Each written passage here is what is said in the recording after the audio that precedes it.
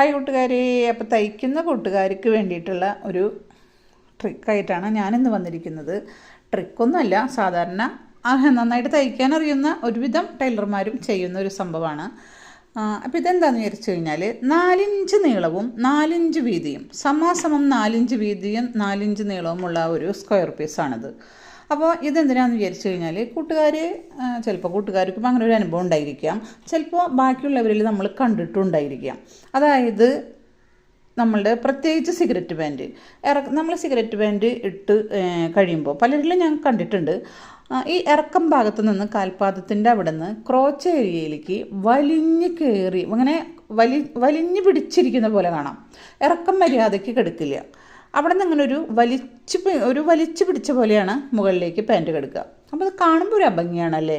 അപ്പോൾ ഇടുന്നവർക്കും ഒരു അസ്വസ്ഥത ഉണ്ടായിരിക്കാം. അപ്പം മിക്ക കൂട്ടുകാരും പറയുന്നത് കേൾക്കാം, പാൻറ്റ് ഇട്ട് കഴിയുമ്പോൾ ഇങ്ങനെ കയറി വലിഞ്ഞ് നിൽക്കുകയാണ്.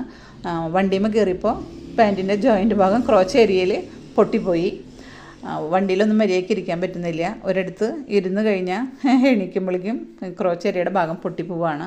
അപ്പോൾ അതിനൊക്കെയുള്ള ഒരു സംഭവമാണ് കേട്ടോ ഇത്. അപ്പോൾ ഇത് 4 ഇഞ്ച് നീളവും 4 ഇഞ്ച് വീതിയുമാണ്. അപ്പോൾ ക്രോച്ച് പീസിൽ നമ്മൾ ക്രോച്ച് പീസ് വെക്കാമെന്നാണ് ഇതിന് പറയുക. അപ്പോൾ ക്രോച്ച് ഏരിയയിൽ നമ്മളിങ്ങനെ ത്രികോണമായിട്ടാണ് നമ്മളിത് വെക്കുക. അപ്പോൾ നമ്മളുടെ ബാക്ക് സൈഡും ഫ്രണ്ട് സൈഡും, അപ്പോൾ ഈ ഭാഗം ബാക്ക് സൈഡ് എടുക്കുക, ഈ ഭാഗം ഫ്രണ്ട് സൈഡ് എടുക്കുക. അപ്പോൾ ബാക്കിൻ്റെ രണ്ട്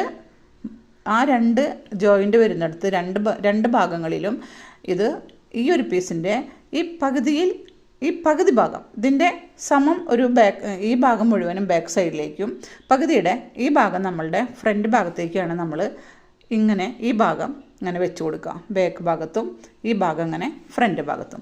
അപ്പോൾ ഇത്രയും 4 ഇഞ്ച് വീതി 4 ഇഞ്ച് നീളമുള്ള ഈ സ്ക്വയർ പീസിൻ്റെ അത്രയും സംഭവം നമുക്കവിടെ വിസ്താരം കിട്ടും.